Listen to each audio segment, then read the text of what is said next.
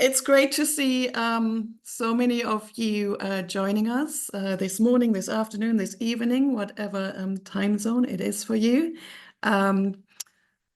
Just a quick introduction. I'm Moni Böhm. I'm the Freshwater Conservation Coordinator at the Global Center for Species Survival. And it's an amazing pleasure to welcome you all to this webinar on key biodiversity areas and how especially fungi can fit into this. And this webinar is organized by the FunAction Consortium in partnership with the KBA Secretariat, of course, as well as the IUCN SSC Aquatic Fungi Specialist Group and us here at the Global Center for Species Survival at the Indianapolis Zoo.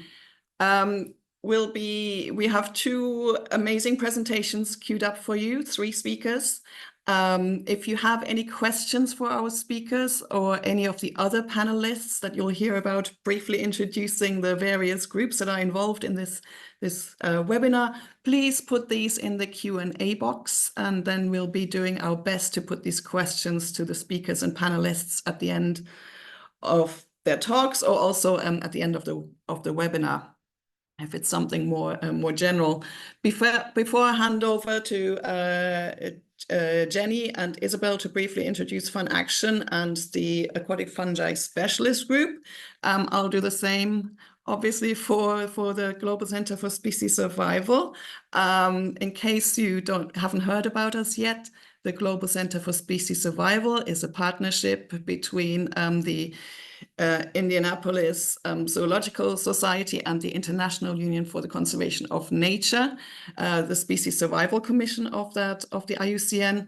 And the Species Survival Commission really is the largest commission of the IUCN. Tons of specialist groups that work under its umbrella. And our job at the Global Center for Species Survival really is to provide crucial capacity to these experts that make up these specialist groups and task forces and conservation committees of the Species Survival Commission. Here are some of our faces. Some of them you can see on this panel. I'm here. My colleague Katja Cantero, who's the Plants and Fungi Coordinator, is here as well. And as you can see, these are the friendly faces that can help you with any questions about the Species Survival Commission. And with this, I hand over to Jenny, please.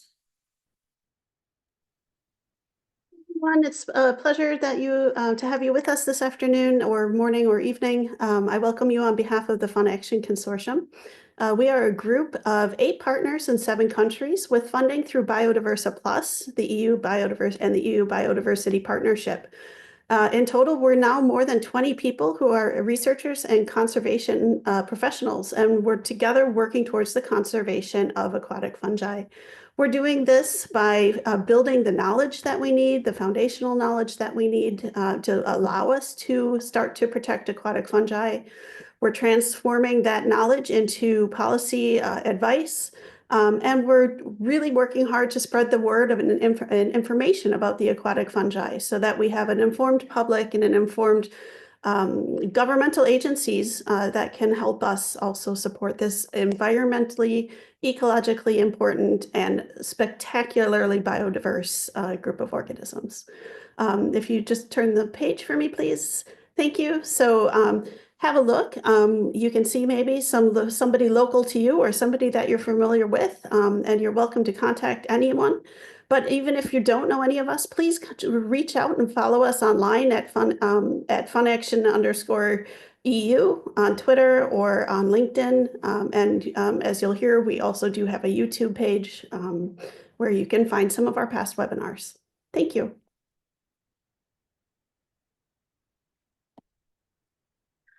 Thank you, Jenny.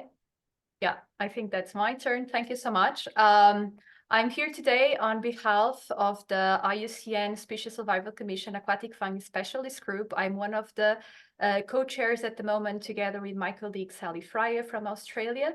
And this group was created last year. It's just turning 1 year old so far. We have now 19 members from 16 countries all over the world. And our vision is to develop the scientific and coordination basis for the first conservation assessment, planning, and action efforts for aquatic fungi. Our group includes both freshwater and marine fungi, and this is one of the initiatives. So key biodiversity areas is one of the tools that can be used to implement conservation actions for aquatic fungi, and it's on this scope that we are very happy to co-organize this webinar today. So I hand over to Moni to introduce our speakers. Thank you. Wonderful. Thank you so much. I'll stop sharing. Our first speaker is going to set the scene for us about what KBAs are, and we really couldn't have done better with our choice, because we've got Dr. Andrew Plumtree here, who is head of the Key Biodiversity Areas Secretariat, and the KBA Secretariat really supports the implementation of the KBA program, which is focused on identifying, mapping, and monitoring, as well as, of course, conserving ultimately the sites of importance for the global persistence of biodiversity. And Andy works with governments, scientists, and conservation practitioners to train and support the national coordination groups that identify KBAs within their countries. And he has a ton of experience and worked extensively, specifically in East and Central Africa, and supported the establishment of several new protected areas there. Andy, if you would like to share your screen and start your presentation, we're so happy to have you here. Great, thank you. Thank you for inviting me. Are you seeing that okay? I'll make it full screen. Are you seeing that okay? Yeah, perfect. Excellent. Great. So yeah, what I've been asked to do is give you a sort of overview of what key biodiversity areas are, how you identify them, and how different groups are using them, before we get on to a more detailed description of actually identifying a key biodiversity area for a fungus species. So you'll all be aware of the Kunming-Montreal Global Biodiversity Framework, which was signed in 2022 with the 4 goals and 23 targets. KBAs are particularly relevant to Target 1 and Target 3 of that Global Biodiversity Framework. And if you look at the language in the mission of the framework, the Goal A, which is about integrity, connectivity, and resilience of ecosystems and reducing or halting human-induced species extinction. Target 1 talks about spatial planning and emphasizes areas of high biodiversity importance. And Target 3 is the 30 by 30 planning, so 30% of the world by 2030. And again, emphasizes these the increase in protected areas or other effective conservation areas. OECMs are going to have to be put in special places of importance for biodiversity. So over the years, there have been a whole load of different approaches that how you identify important areas for biodiversity. There's been the biodiversity hotspots approach, which CI was pushing. Important bird areas, there's important plant areas, important butterfly areas, there's even important fungus areas in the UK. There's Alliance for Zero Extinction as well. And way back in 2004, IUCN recognized that there was burgeoning methodology and different methods being applied to different species groups around the world, and that there was a need for a unifying framework to come up with criteria that could be used to identify significant sites for biodiversity that could be applied to all types of biodiversity. And so there was a whole period of testing of data and testing of different criteria and thresholds, which eventually ended up with the publishing of the KBA Global Standard in 2016. And this has 11 criteria, which are all quantitative criteria, which means that they're objective, repeatable, and transparent. And I'll come to what those quantitative criteria are. But what it allows you to do is effectively compare a KBA in the UK is going to be the same as the KBA in the US or KBA in Gabon. They'll all be measured in the same way. At the same time, the standard was published, that a KBA partnership was formed. It was initially of 11 institutions, has expanded since then to 13 different institutions, which are shown there. So the 11 KBA criteria nested it within 5 overarching objectives of conservation. So the objective of working on threatened biodiversity, and that can be threatened species with the IUCN Red List of Threatened Species, or threatened ecosystems with the Red List of Ecosystems. Geographically restricted biodiversity, which there are 4 criteria within that group, that 1 for individually restricted species, 2 for assemblages of species, and 1 for restricted ecosystems. 1 on ecological integrity, so some of the most outstanding and intact sites in the world in different ecoregions.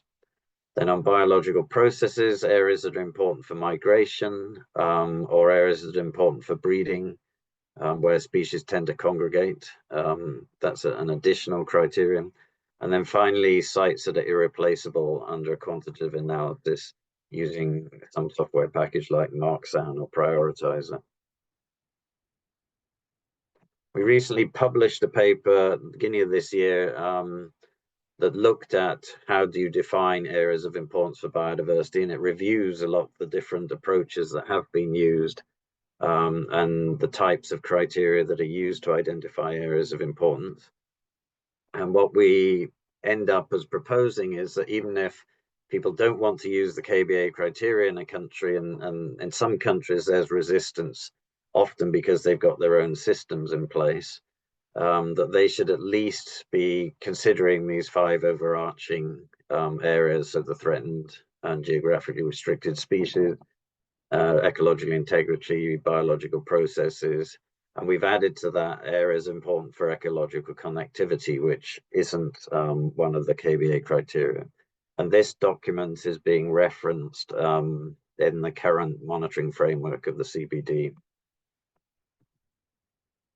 So when you're measuring and trying to estimate if a site is triggering KBA status or not, you'll take a species, if you're applying it to species, and you can apply it to different assessment parameters. So if you know the number of mature individuals, both at a global level and a site level, then you can apply that. But often you don't have that sort of information. Certainly for fungi, you're not going to know that. So what you can use is other measures. There's 3 area-based measures: area of occupancy, extent of suitable habitat, if you have some sort of suitable habitat map, or just the range of the species from the IUCN Red List. You can also use just number of localities. So if you've got distinct populations of the species in different localities. And then you can use distinct genetic diversity. So if there's a population somewhere where the genetic diversity within that population is very distinct, that can trigger KBA status. And each criterion has a specific threshold. So under threatened species, if you're a critically endangered or endangered species, you need at least 0.5% of the global population at a site with at least 5 reproductive units to trigger KBA status. And similarly, for vulnerable species, you would need at least 1% of the global population and at least 10 reproductive units at the site to trigger KBA status. So as I said, that population extent can be measured by individuals, but it can also be measured by those other assessment parameters. But this is where, when we talk about quantitative thresholds, this is what we're meaning when we apply that. Now, if you think about it, the whole world could be a KBA because it's unique and everything in it would be unique and it would meet all those criteria. But the thing that constrains KBAs from becoming too large is they also have to be manageable as a single unit.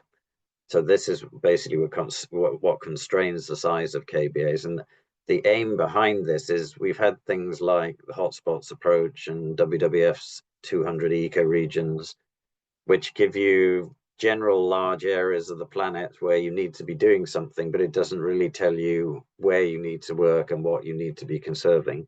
So the idea of the KBA approach is it takes you down to a particular site within a larger area where you know what you need to be doing and which of the key species or ecosystems you need to be conserving at the site. Currently in the World Database of Key Biodiversity Areas, we have more than 16,500 sites, which they've been migrated in as IBAs and Critical Ecosystem Partnership Fund sites and Alliance for Zero Extinction sites. But we're in the process of updating all of these against the KBA global standard. And roughly at the moment, about a third of these sites have been assessed against the global standard. All of the data is available for free. You can access it through the KBA website. And if you use that filter button on the top left, just to the left of the KBA logo there, you can sort it, you can select by country, you can select by regions of the world, you can select by taxonomic group.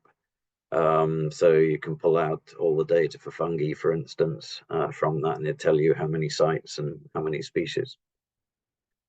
Now, historically, people have often thought that because all the IBA data, the important bird areas data, have been migrated into the database, that it's dominated by birds. But if you look at that pie chart on the right, that used to be the case, but more recently, plants have overtaken birds in terms of being the most numerous trigger species within the database. So we're no longer being dominated by the bird data. You can select, there's a map page in the website, and you can select individual KBAs, and there's a fact sheet that comes up with information about the species and the ecosystems that trigger KBA status. You can click on any of those species and it'll give you the global and site values and the assessment parameters that we use to derive the assessment of the KBA triggers. So you can get to a lot of the information through that. You can also register in the database and do your own queries from within the database as well. So there are two different ways of accessing this information. A recent study has shown there's many threats to KBAs. 80% of KBAs have some sort of infrastructure within them.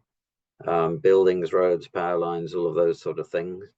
And there's also a continued loss of habitat to agriculture, logging and mining.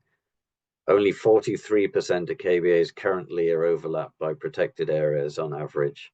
And we're pushing under the Sustainable Development Goals, the proportion of KBAs that covered by protected areas is one of the indicators of goals 14 and 15 for marine and terrestrial nature. And it's also one of the key indicators in the Global Biodiversity Framework.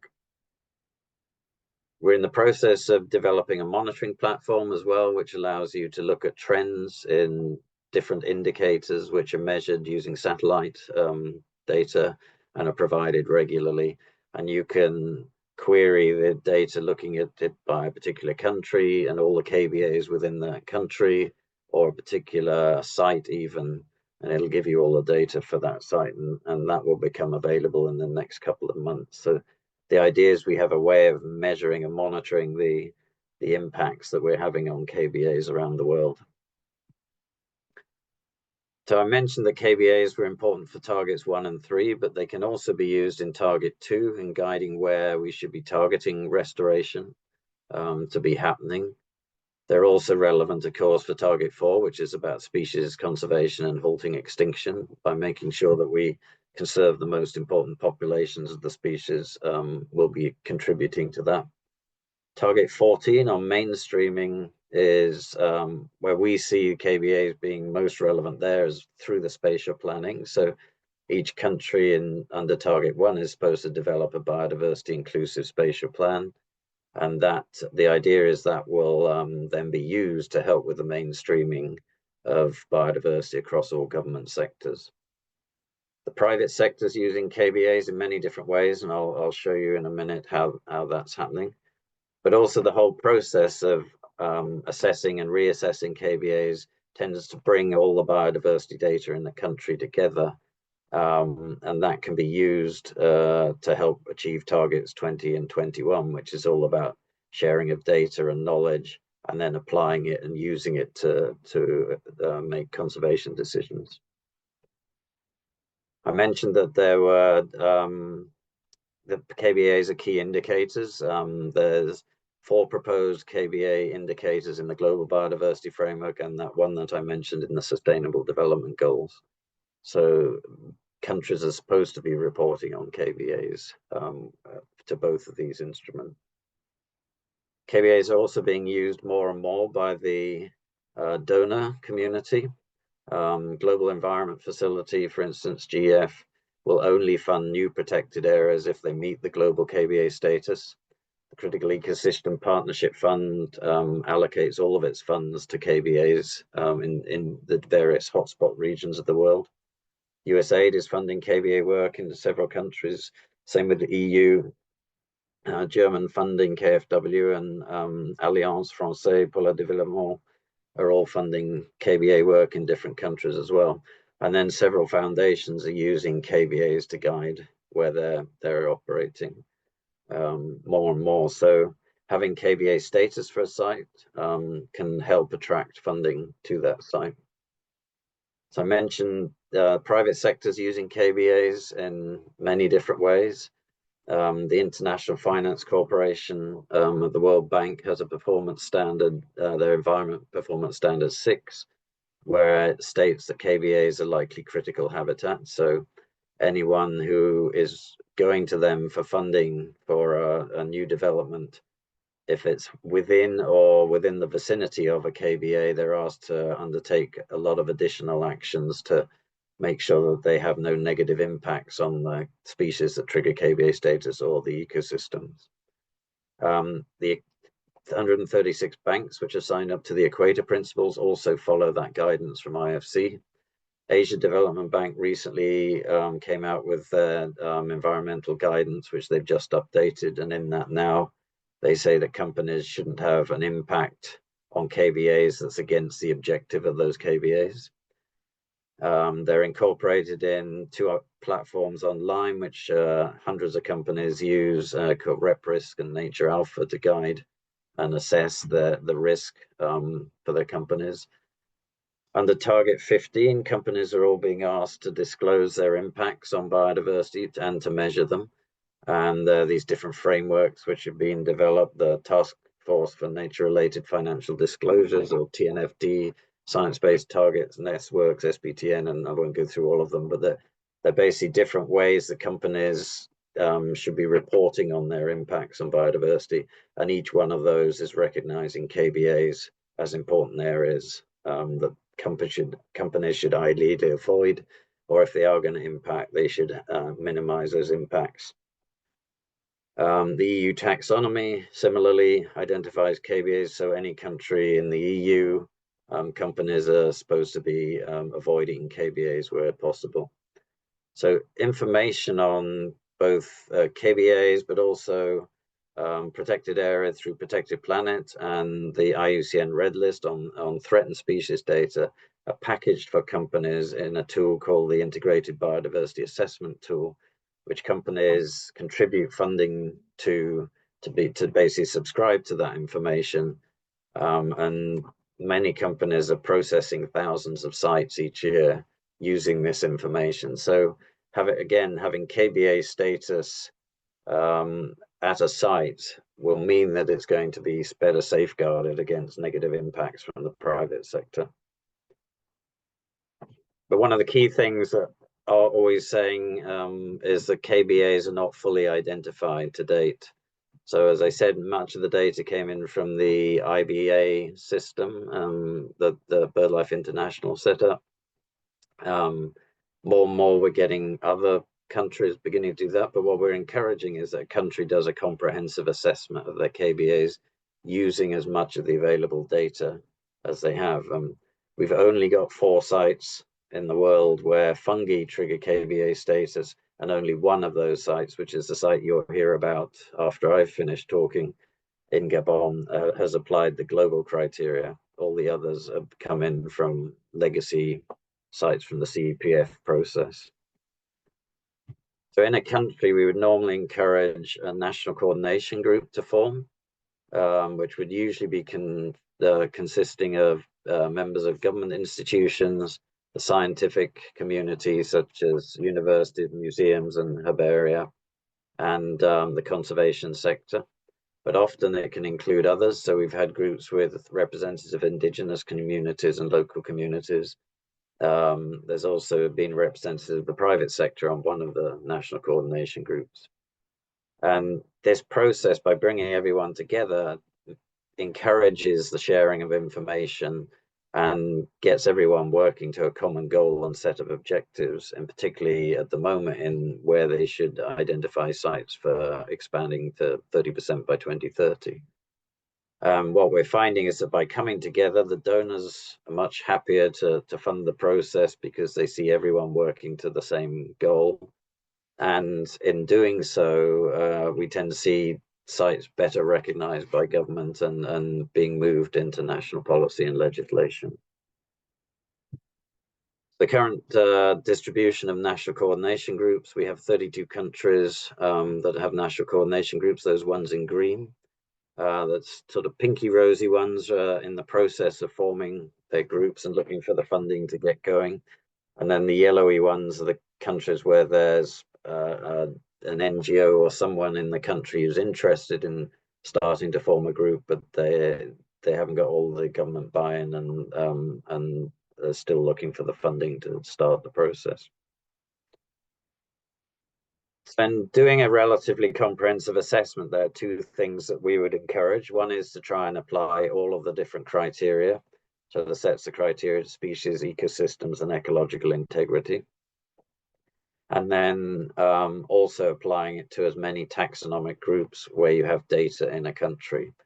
And in that same process, you would reassess all of the legacy sites in a country against the global standard and update them all to being global KBAs where they meet the criteria. So the example that you're going to hear next comes from one of the comprehensive assessment that was funded by the Bezos Earth Fund for the Congo Basin. And what I've mapped here is the 11 countries that have made comprehensive assessments of their KBAs. So we're in the process of analyzing how that's changed the whole KBA network as a result of the comprehensive assessment. But in general, the main finding that comes out of that, if you look at the number of sites, particularly if you look at sites that didn't overlap previous sites, you're looking at about a doubling of numbers of sites and more than the doubling of the area of KBAs. So most of these are tropical countries, so we can probably only extrapolate to other tropical countries, but it would look like we're missing about half our KBAs in tropical countries around the world.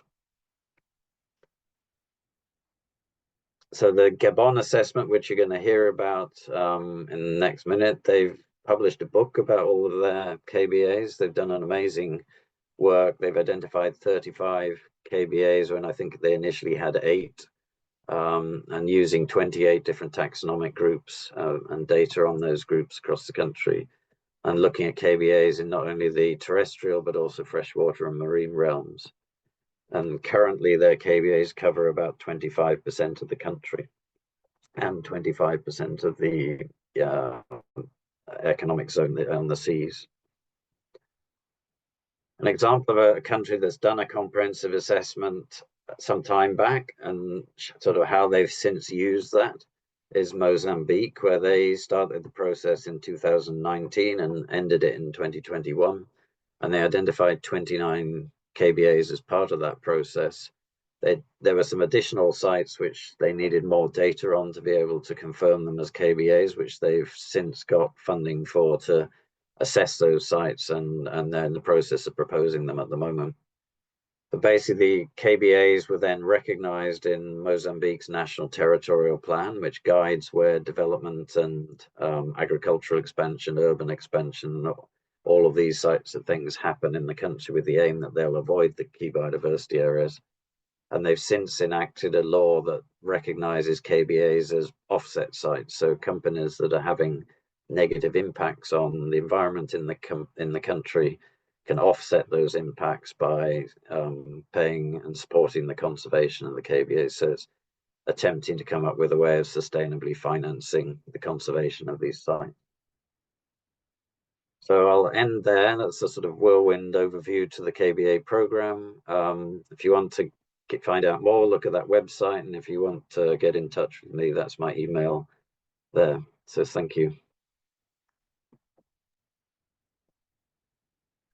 Thank you so much, Andrew. This is really a lot of information, which is so useful. And we have already some questions from the audience. So I will start with the first question to you, which says, if a project area is trying to get certified a KBA, what information do they have to provide? Examples, supporting scientific papers, multi-year ecological surveys? So it'll vary. We accept evidence from experts. If you say Dr. So-and-so has been studying this species at this site and they've got this information, we'll accept that. It doesn't have to have been published in a paper. But what you basically have to do is you have to demonstrate what is known about the global population and what's known about the population at the site and show that it meets that threshold and that you've got enough reproductive units. So we're flexible in what we'll accept. But if you go to the website and there's a section under proposing KBAs, there's guidance on how to do a proposal and particularly how to use the online proposal portal, which you can log into, and it'll take you through. It's got screenshots of all the steps that you need to go through and what you would have to put into that proposal. Thank you. We have another question from the audience that says, hello, I am Tesfaye Tamiru, biodiversity conservation researcher at the Ethiopian Biodiversity Institute. I am working on mushroom and other fungal research. My question is why fungi is poorly assessed compared to others like birds? So I think part of it is fungi, the global distribution of different species of fungi is poorly known. So it's harder to apply the criteria if you don't know that. Also, there aren't very many fungi assessed on the IUCN Red List. So again, that's often where people get a lot of the information from when they're making these proposals. So and I think it's just, it may also be partly that the fungal community have not sort of engaged with these processes and tried to make their data more out there, making it more available so people can use it. So part of the point of this webinar is try and encourage you to propose more, because we'd like to see a lot more fungal KBAs. And I think all of us here are very interested in that, and we should be working on that certainly in the future. We have another question from the audience that says, hello, my name is Christian Clavijo. I'm from Uruguay and work with freshwater mussels. And he asks why the KBAs can be confusing for decision makers. I'm not sure. It'd be nice to know why he thinks they're confusing for decision makers. Maybe you could add to that question. Maybe I ask that you add up a few sentences to your question on the Q&A so that Andrew can give a more comprehensive answer to that. So we remind all the participants that you can put your questions on the Q&A, and because we don't have another one so far, I take the chance to ask one kind of maybe provocative. Maybe if one thing that question might have related to is I said at one point that some countries may not want to engage with KBAs. We found in some countries there's a reluctance. If they've, somewhere like the UK, they've got about 10 different categories of protected area, and having yet another category tends to be a block to the KBAs being used in this country. The thing I'm pushing for is that it's like a World Heritage Status. World Heritage Status doesn't change a site from being a protected area or whatever else it is. It's like it, but it says that that site's globally significant. And similarly for a KBA, it's like a cachet, says that this site has a globally significant population of a species or globally significant extent of an ecosystem. So that's, if that was what the question was about, that's what I would sort of argue. I would like to maybe, this might seem a bit provocative, but Well, let's see how people understand it. But from your experience, how compliant are the countries? So in a country where you have already KBAs established, how compliant they are in actually trying to protect these areas? We know these are not the same kind of protection. This is just an area defined of a very interest in terms of biodiversity, but how much countries are really making efforts to avoid other infrastructures, other things to be built from your experience?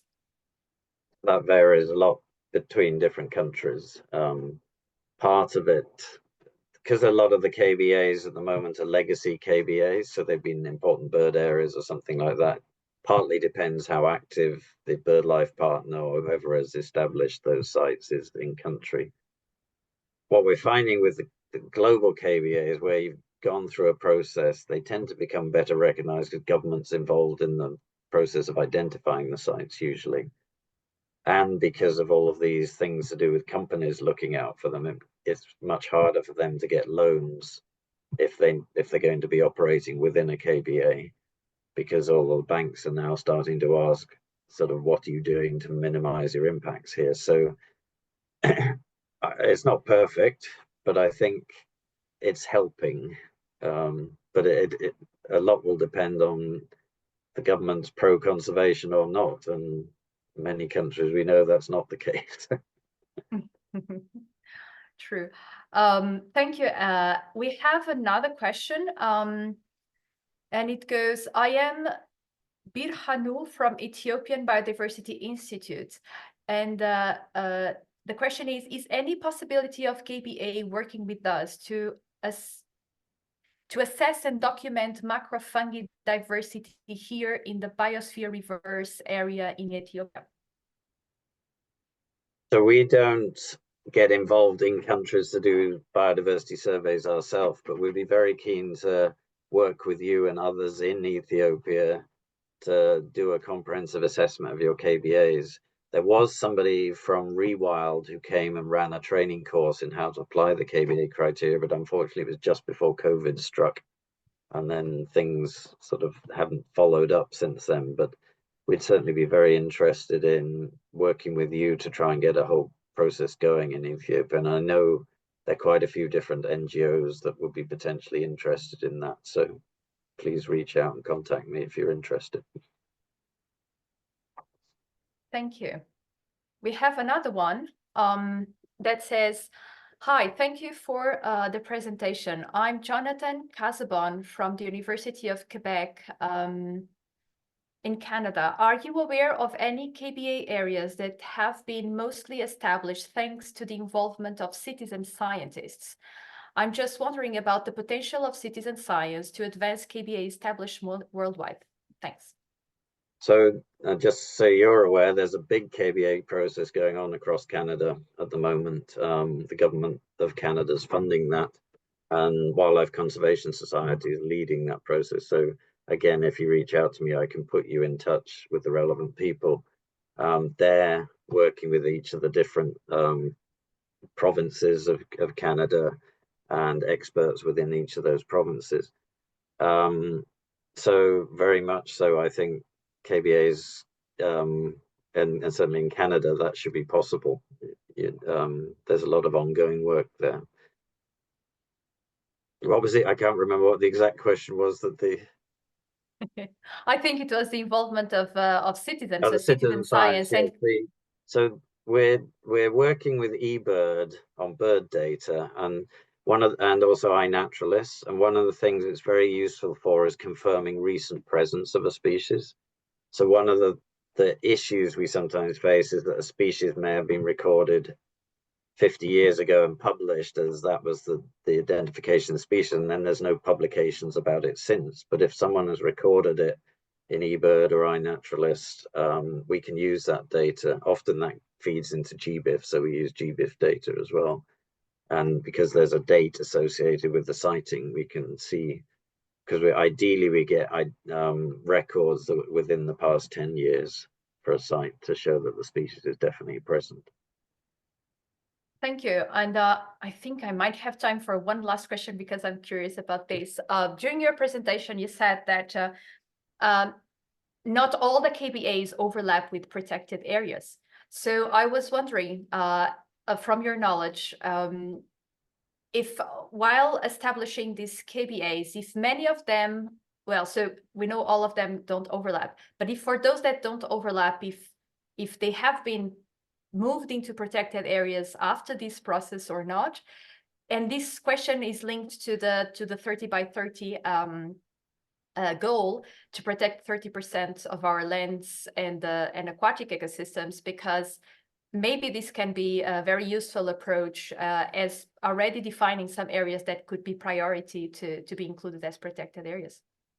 Yeah, so exactly. So under 30 by 30, that's encouraging expansion of both protected areas and OECMs, the other area-based effective conservation mechanisms.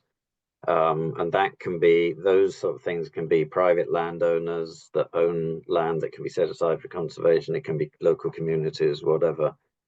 So the thing that we would push for is that KBA should either be OECMs or protected areas, and that we start to get closer to 100% coverage with one of those two. But we wouldn't argue that they should all be protected areas. There's a KBA in South Africa that I always use an example, where blue cranes come and feed in farmers' wheat fields in the winter.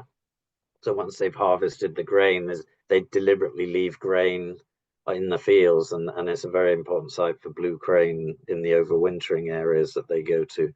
And so there you've come together and you've got the farmers working together to do something to conserve the birds, but there's no way it would ever be a protected area. Okay, thank you. I think for the sake of time, we need to move to our next seminar. Thank you so much, Andrew. If time allows, we might go back if someone still has a burning question at the end. But for now, it is my pleasure to introduce our next two speakers of the day, Christ Bikoku and Dr. Prudence Yombieni. And I start with Christ. Christ Bikoku is a doctoral student in conservation biology and botany at the University of Science and Technology in Masuku in Gabon, in collaboration with the Missouri Botanical Garden. Christ's research focuses on the conservation of forest ecosystems in Gabon by identifying KBAs based on data on vascular plants from tropical Africa. Christ is a member of the National KBA Coordination Group in Gabon, and for the key biodiversity areas, establishing the 3030 Master Plan project in Gabon, Christ took part in the analysis of the plant and fungi data used to identify the KBAs in Gabon.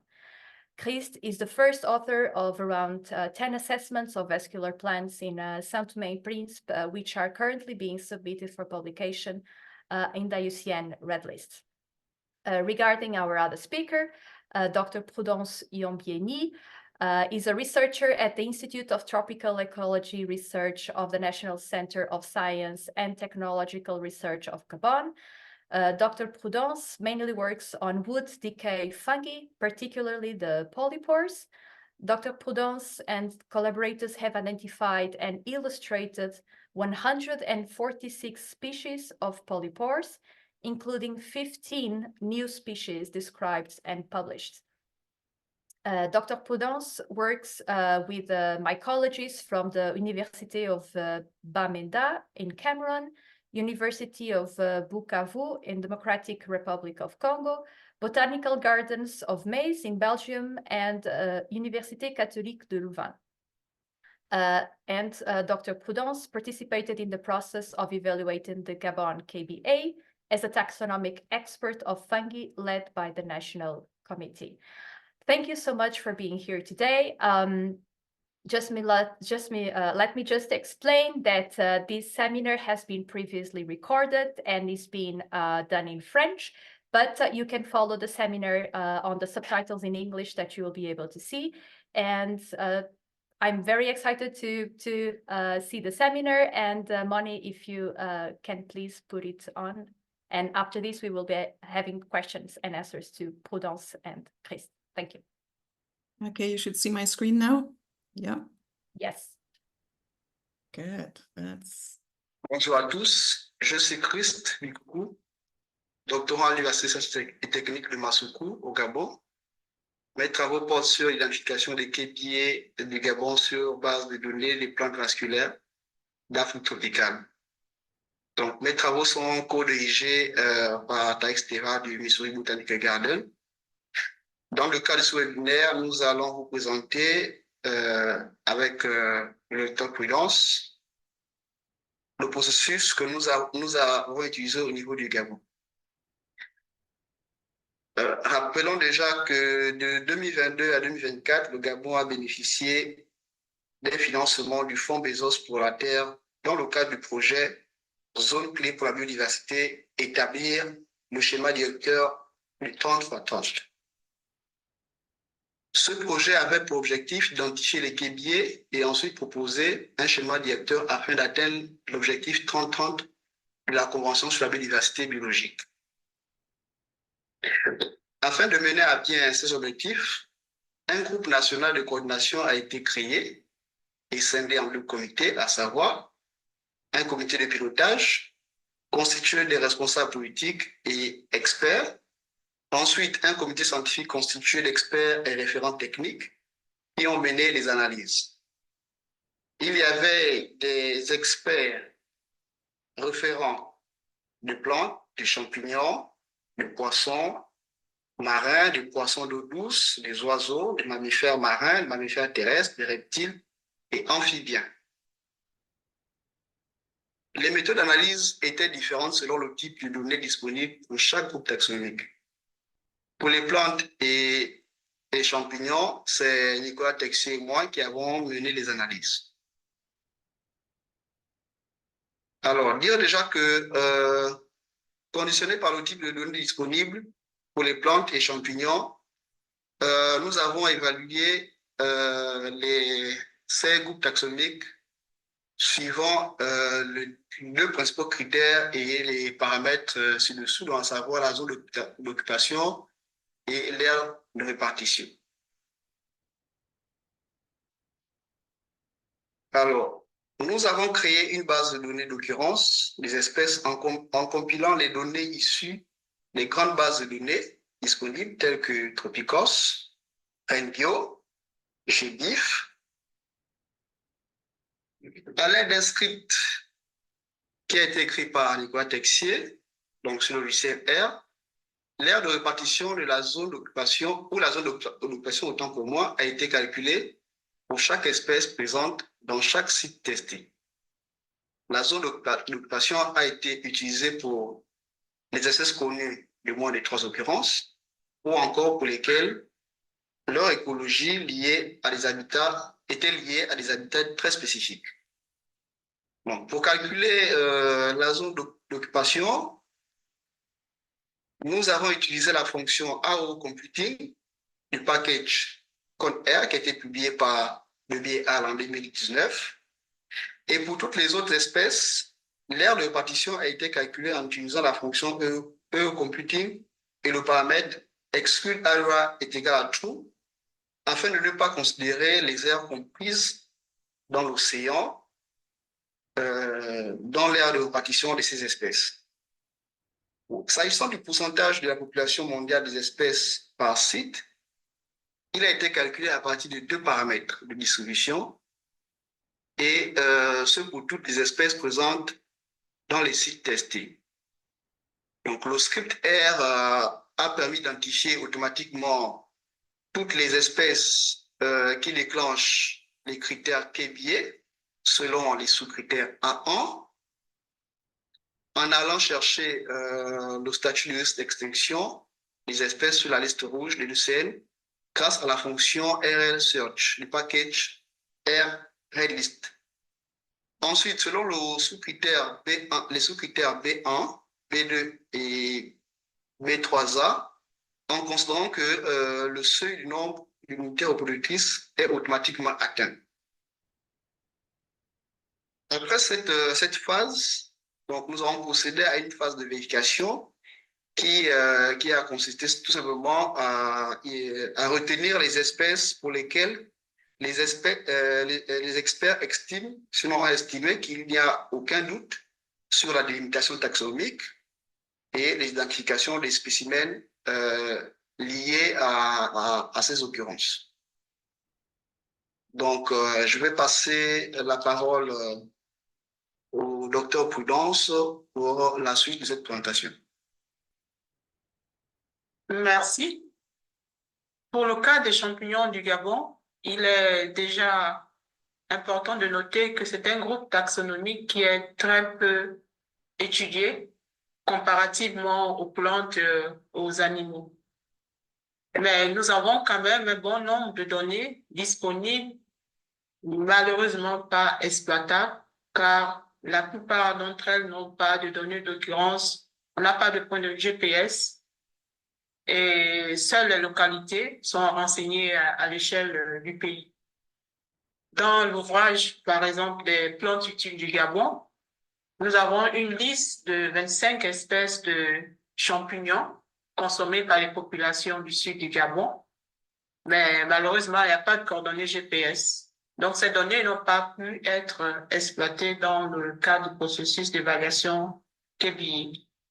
Il en est de même pour les travaux de Eyindon et ses collaborateurs sur les champignons comestibles de l'Afrique centrale, où on recense quand même 36 espèces consommées par les populations du nord-est du Gabon, mais également pas de données sur les occurrences. Donc, ces données, par exemple, n'ont pas pu servir pour le processus d'évaluation KBI. Nous avons quand même quelques études taxonomiques au niveau du Gabon qui ont pu être exploitées. Les premières études taxonomiques, par exemple, elles datent de 1992 sur les travaux de David et Rachenberg, où nous avons 3 nouvelles espèces bien référenciées qui ont été décrites. Donc, dans ce cas, nous avons principalement exploité les données concernant les champignons à port de la classe des Agaricomycètes.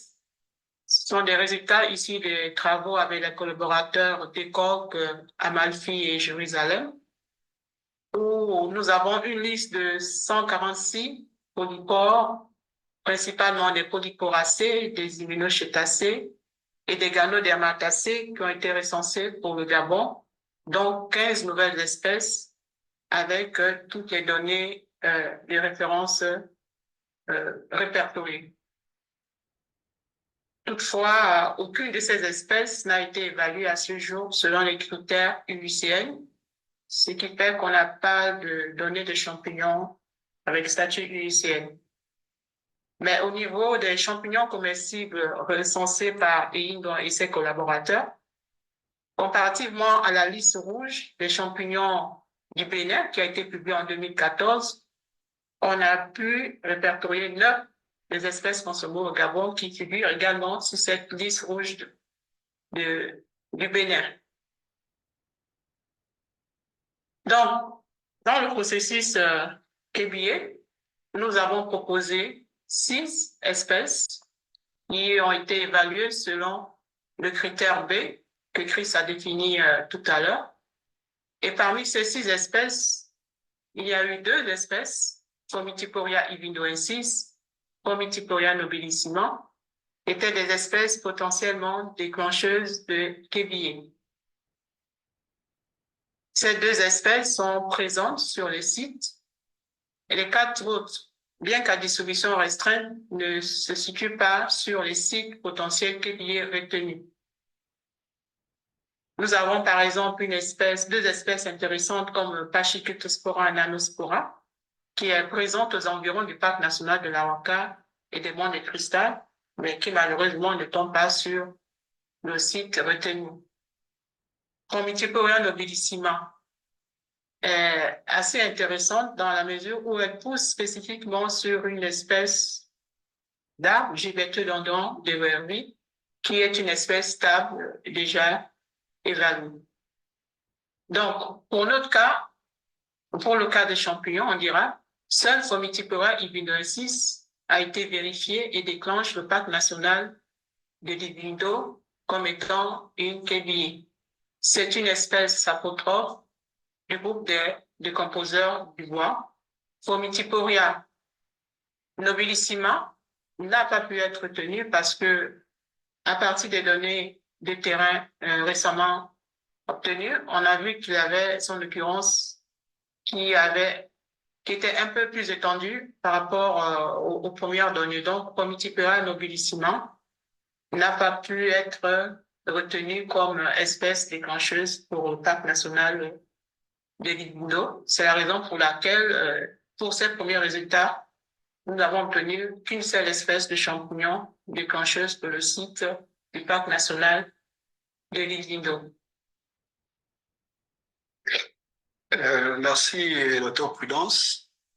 Et en guise de conclusion pour cette présentation, retenons simplement que la méthode d'analyse que nous avons utilisée dans le cadre du projet d'identification des kiwis au Gabon, c'est un processus rapide, efficace, mais qui est également adapté au type de données disponibles.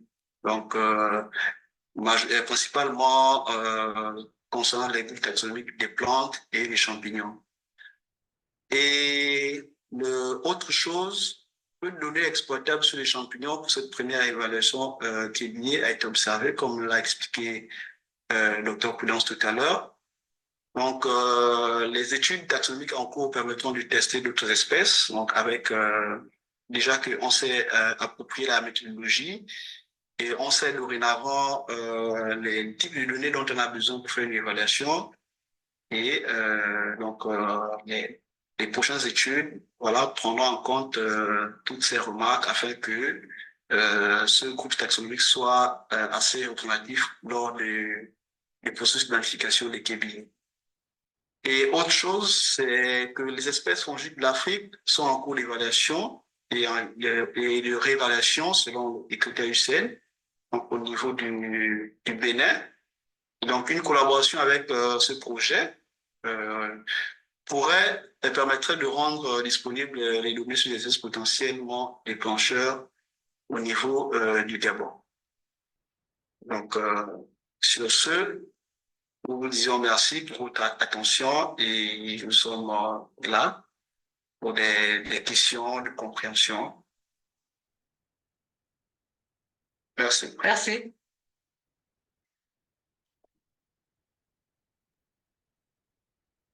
Merci. Thank you for this seminar where we hear about one of the four only KVAs that were triggered by fungi.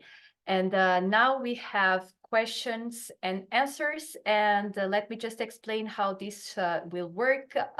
You can write your questions on the Q&A either in English or in French. We will be translating live. So don't feel shy, make your questions. And we have already one question that says, I will read in French and then I will translate. Bonjour à tous, ma question est la suivante. Est-ce que parmi les espèces recensées, y compris les champignons, il y a aussi celles qui sont endémiques au Gabon? Si oui, lesquelles? Let me just translate to English. Good morning or good evening, good afternoon, everyone. My question is the following. Are there, within the species that were worked, within the fungi species, those that can be endemic of Gabon? And if yes, which species?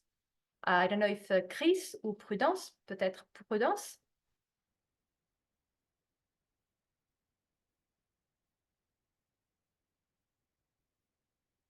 Prudence, tu nous écoutes, tu peux répondre? On ne t'écoute pas. Attendez. Maintenant? Just a second. Mani, can you help here? We might need to... Allô? Ah ouais. Ok. Oui, effectivement, il y a des espèces endémiques du Gabon. L'espèce déclentrice, celle qui déclenche le parc de Liguindo, est justement une espèce endémique au parc de Liguindo, au Gabon. Can you just please, sorry, the sound at least for me is not very clear. Can you please repeat maybe slowly so I can follow and then translate for the audience? OK. Ornithiporia ibindoensis est une espèce endémique au Gabon. Celle qui déclenche le parc, l'espèce proposée qui déclenche le parc est une espèce endémique au Gabon. Okay, thank you. Let me just translate to English. So Prudence just said that actually the species that triggered the KBA in Gabon is actually an endemic species. So yes, that answers Nous avons our d'autres question. espèces endémiques, mais qui ne déclenchent pas les cycles KBA proposés. So there would be other species which are also endemic to Gabon, but unfortunately they did not trigger the KBA, maybe because as explained in the seminar, there were no GPS coordinates, for instance, to be able to use this data to trigger them. Let me check if we have other questions here in the Q&A quickly. This was answered. Not so far. Please don't be shy and make your questions. Also from the rest of our moderators here today, if anyone has any question, please do it. I want to ask a question. How long was this process to assess all these species? How long did it take? Let me just translate to French.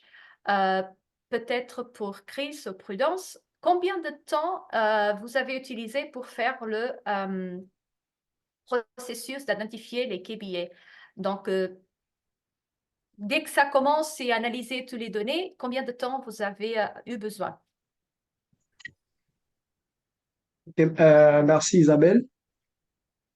Donc, en ce qui concerne le processus d'identification pour les plantes, puisque c'est sur lesquels moi j'ai bossé, on va dire, en fait, le plus gros, c'est vraiment d'avoir toutes les données disponibles. C'est déjà de le compiler.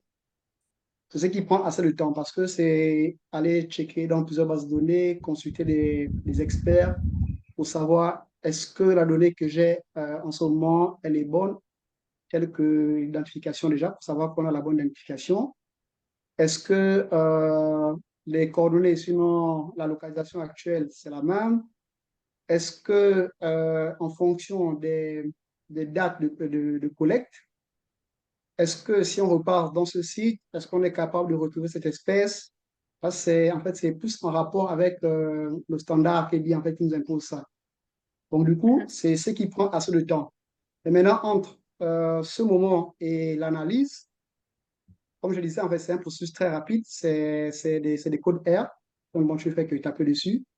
Et le reste, c'est plus dans les formalités, de nettoyage, plus de précision. Mais sinon, en gros, disons pour moi, dans le cas des plantes, par site, l'identification et vérification pourrait me faire en gros une semaine en fonction des espèces qui étaient identifiées comme potentielles.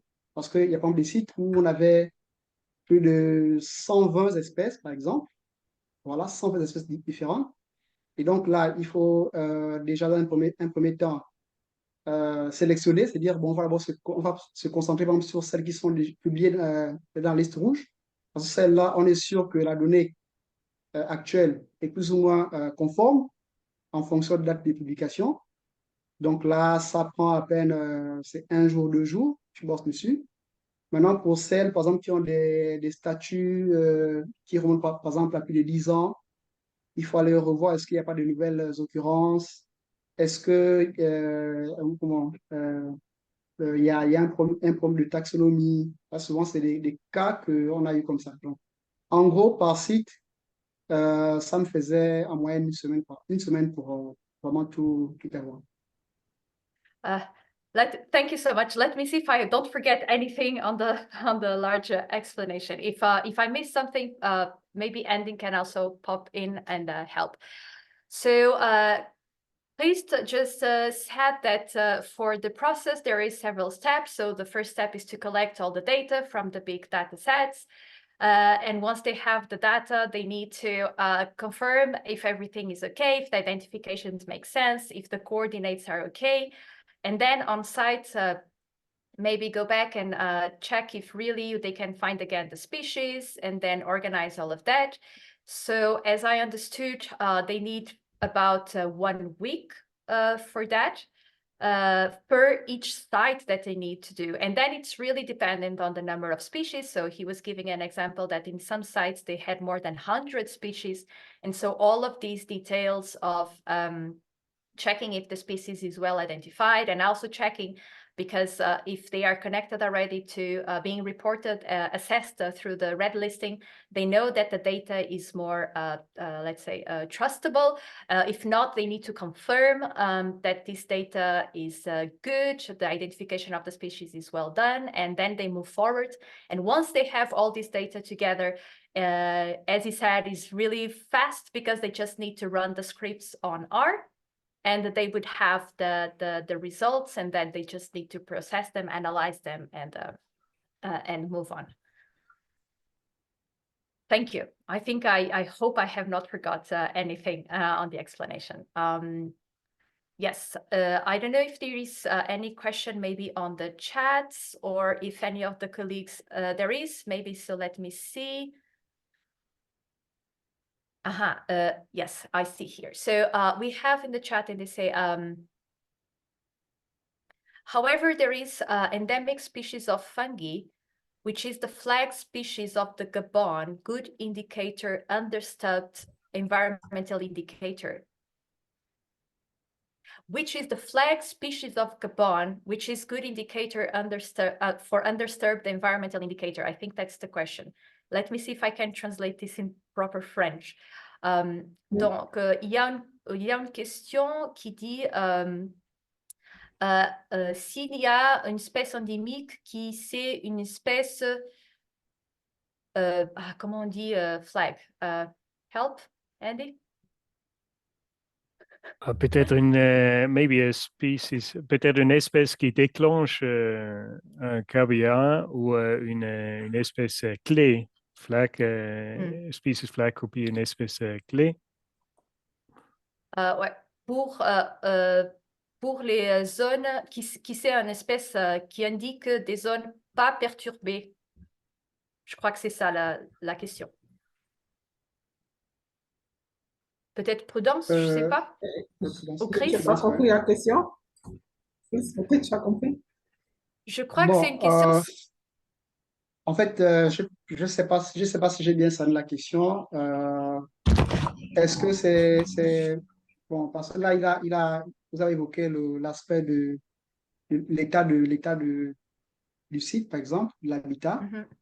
Donc, je ne sais pas, est-ce qu'au niveau des espèces de champignons, est-ce qu'il y a des espèces qui indiquent, par exemple, l'état d'habitat tel que, par exemple, les plantes, on a par exemple des espèces qui, dès qu'on la retrouve, on sait que c'est une zone qui a été exploitée avant. Je ne sais pas si c'est la même chose qu'au niveau des champignons, quoi. Et pour les plantes, oui, ça existe. Oui, il y a des champignons aussi qui sont des indicateurs biologiques.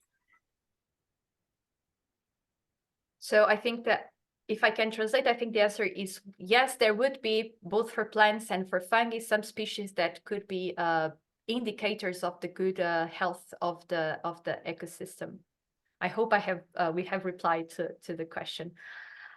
We have another question that says, I'm very excited to hear about this work in Gabon. Working with aquatic fungi, we will have relatively little information to use when we start to think about KBAs. What is the best advice Christ and Prudence can give us in this situation? Let me just translate. Je suis très contente d'écouter le travail qui a été développé au Gabon. Comment on va travailler dans les champignons aquatiques, on va peut-être avoir pas beaucoup d'informations sur ces organismes quand on pense à commencer le processus d'évaluer les KBA. Donc, quel est en français, health? Le conseil que vous pouvez donner. Ouais. Quel est le meilleur conseil que vous pouvez donner pour qu'on puisse commencer ce travail avec des champignons aquatiques pour lesquels on n'a pas beaucoup de données? Ok, je vais peut-être commencer et laisser le Dr. Prudence après, peut-être même Andy aussi. Euh, moi, me concernant, ce que je pourrais dire, c'est déjà que par rapport aux guidelines de KBA, en fait, il suffit qu'une seule espèce remplisse au moins un critère KBA pour que, voilà, on désigne la zone comme étant une KBA. Donc, c'est vrai qu'ici, peut-être l'abondance et la quantité de données, c'est peut-être aussi un facteur, peut-être. Par exemple, nous, on a eu le cas de 2 sites pour les plantes où on avait très peu de données. Et donc, par la suite, on n'a eu aucune espèce de plante qui déclenche ces sites, en fait. Ce qui est tout à fait, pas juste parce qu'on sait que c'est des zones qui sont plus ou moins assez diversifiées, qui ont un potentiel, mais le manque de données là, a fait en sorte que, voilà, malheureusement, ces sites ne soient pas identifiés comme KBA. Mais par contre, déjà, essayez de faire le travail avec les données que vous avez déjà, pour voir que c'est la bonne donnée, que ça cadre avec les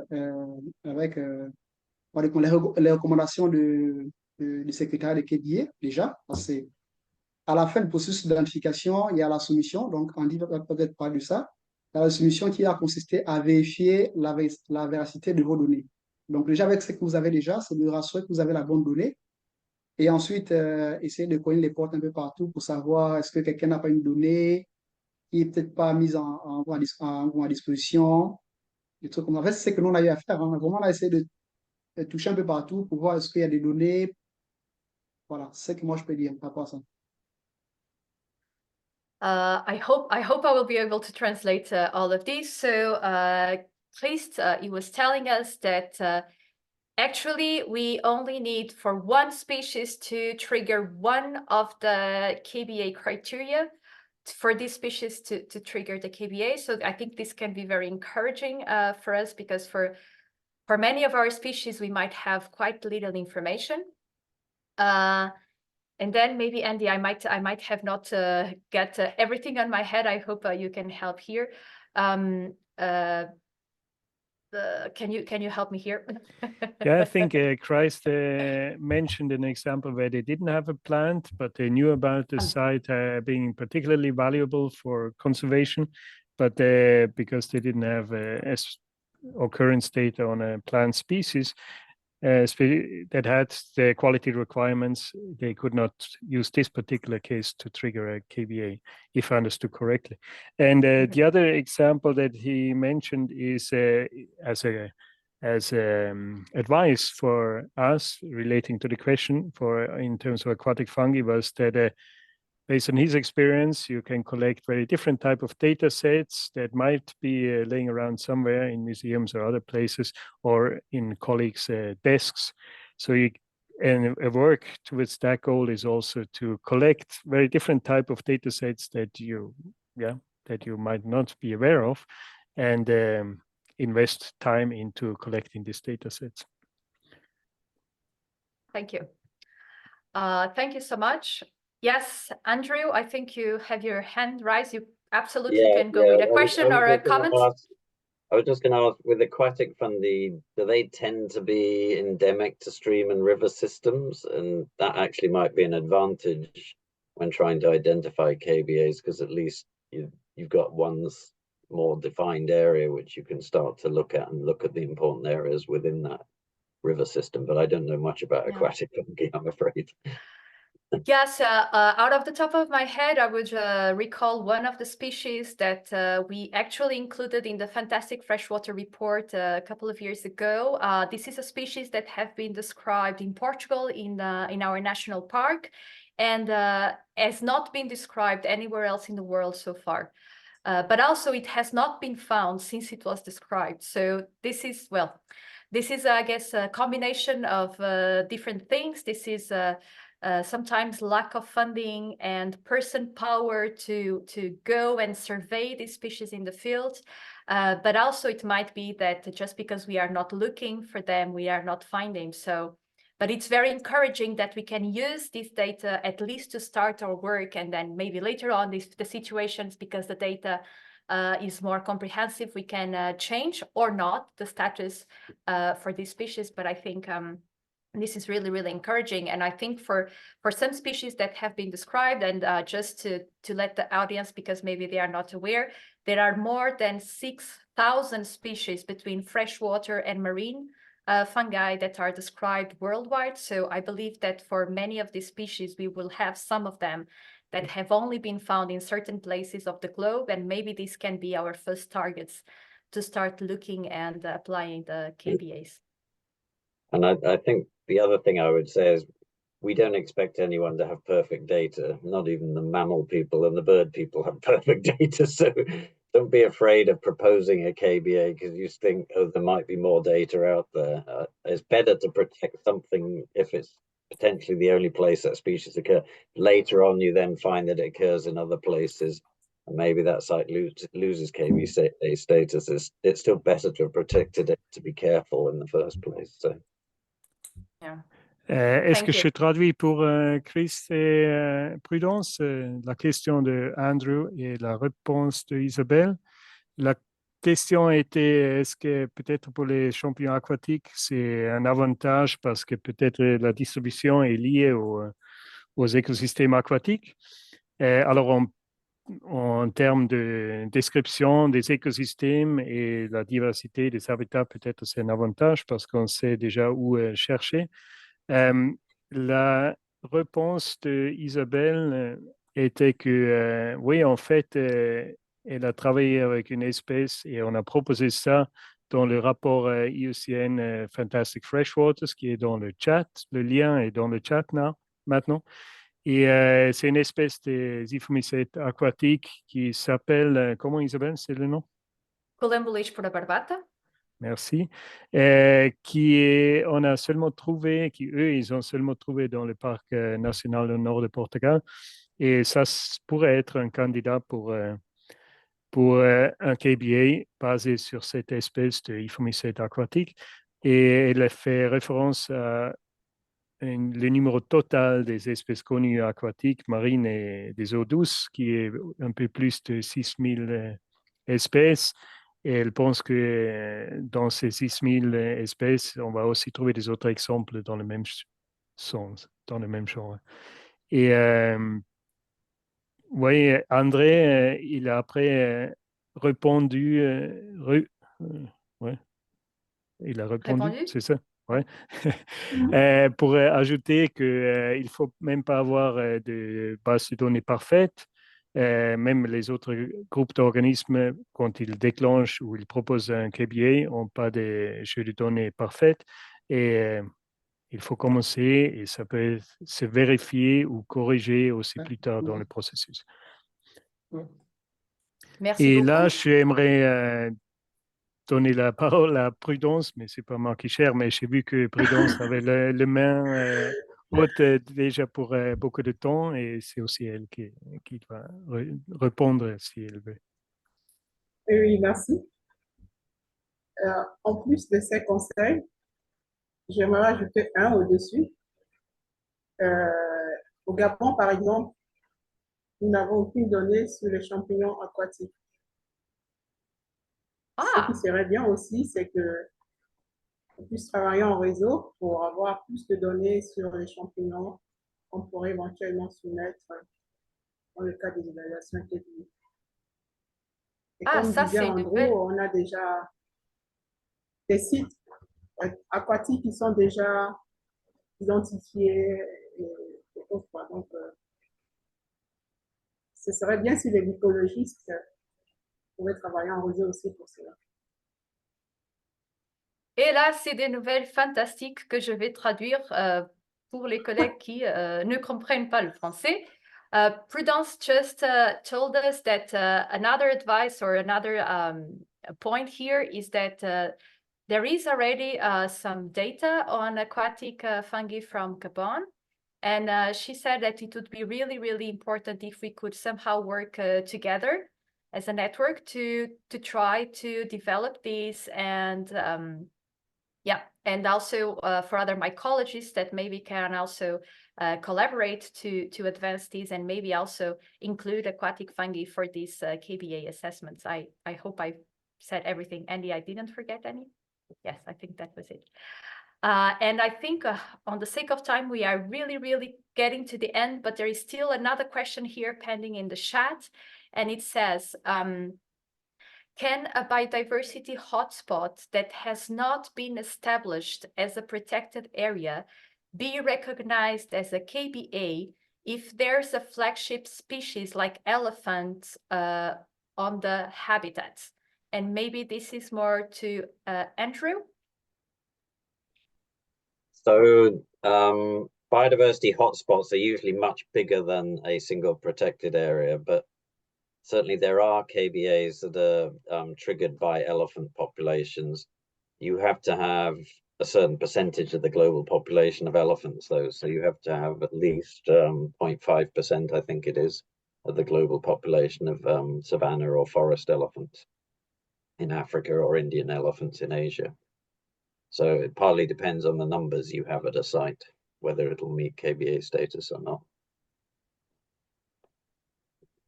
Thank you. Thank you very much. On veut traduire ça aussi, cette question,